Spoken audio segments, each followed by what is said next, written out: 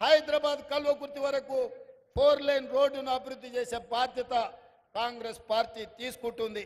అదే విధంగా మిత్రులు, నేను చదువుకున్న పాఠశాల తాండ్ర గురించి గుర్తు చేసిండ్రు. మా నారాయణ రెడ్డి అక్కడ 50 లక్షలే అడిగిండు. నేను చదువుకున్న పాఠశాల తాండ్ర హై స్కూల్కు 5 కోట్ల రూపాయలు ఇచ్చి అక్కడ పాఠశాలలో అభివృద్ధి చేసే బాధ్యత నేను తీసుకుంటా అని చెప్పి ఈ సందర్భంగా తెలియజేస్తున్నా.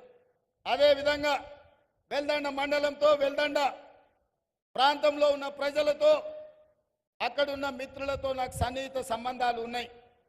వెల్దండ మండల కేంద్రంలో పాఠశాలల అభివృద్ధి కోసం అదనంగా 5 కోట్ల రూపాయలు ఇచ్చి వెల్దండ మండల కేంద్రంలో ఏమేం కావాలో మీరు అభివృద్ధి చేసుకోండి, దానికి అవసరమైన నిధులను ఇచ్చే బాధ్యత కాంగ్రెస్ పార్టీ తీసుకుంటుంది అని చెప్పి నేను ఈ సందర్భంగా తెలియజేస్తున్నా.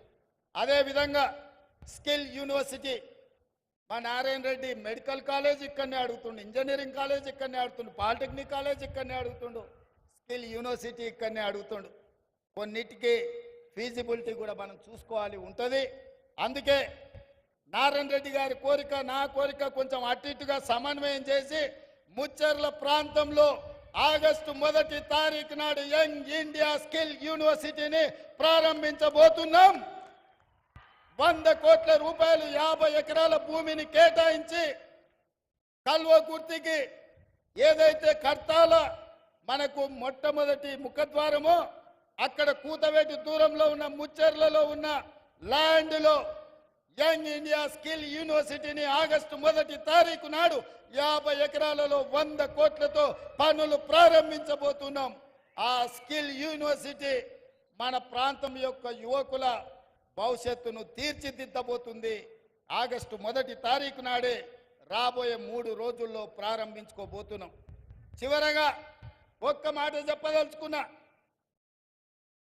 ఎన్నికల్లో శ్రీమతి సోనియా గాంధీ గారు రాజీవ్ గాంధీ ప్రాంగణం తుక్కుగూడ రంగారెడ్డి జిల్లాలో సెప్టెంబర్ 17, 2023 నాడు 6 గ్యారెంటీలను ఇవ్వడం జరిగింది.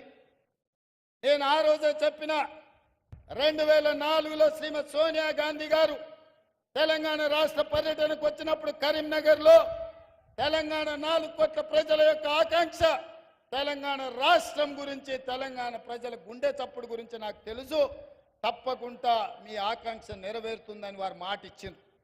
ఆ మాట నిలబెట్టుకోవడానికి ఎన్ని ఒడిదుడుకులు వచ్చినా, ఎన్ని అడ్డంకులు వచ్చినా తెలంగాణ రాష్ట్రం ఇస్తే ఆంధ్రప్రదేశ్లో పార్టీ ఉనికి కోల్పోయి, కేంద్రంలో అధికారం కోల్పోయి తెలంగాణ రాష్ట్రంలో ఒడిదుడుకులను ఎదుర్కొన్నా సోనియా గాంధీ గారు ఇచ్చిన మాట నిలబెట్టుకోవడానికి మాట తప్పని మడమ తిప్పని నాయకురాలుగా 2004లో తెలంగాణ రాష్ట్రం ఇస్తా అని 2014లో రాష్ట్రం ఇచ్చిండ్రు. మరి అలాంటి నాయకురాలు తుక్కుగూడ రంగారెడ్డి జిల్లాలో 6 గ్యారెంటీలను ఇస్తే ఆమె వారసులుగా, కాంగ్రెస్ పార్టీ అధ్యక్షుడిగా, మీ బిడ్డగా 6 గ్యారెంటీలను అమలు చేసే బాధ్యత నాది.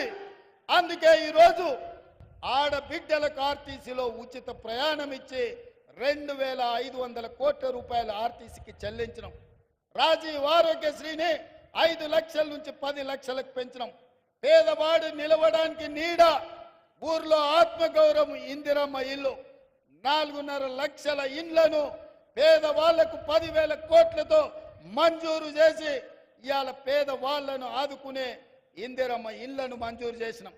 ఇదే కాదు, ఆడబిడ్డలకు కట్టెలపై కష్టాలు తీర్చాలని, వాళ్ళ కన్నీళ్లు తూడవాలని 1200 రూపాయలు ఉన్న సిలిండర్ను ఇవాళ 500 రూపాయలకి ఆడబిడ్డలకి ఇంటి దగ్గర ఇచ్చి ఆడబిడ్డల కన్నీళ్లు దూర్చే బాధ్యత ఇవాళ ఈ ప్రభుత్వం తీసుకున్నది.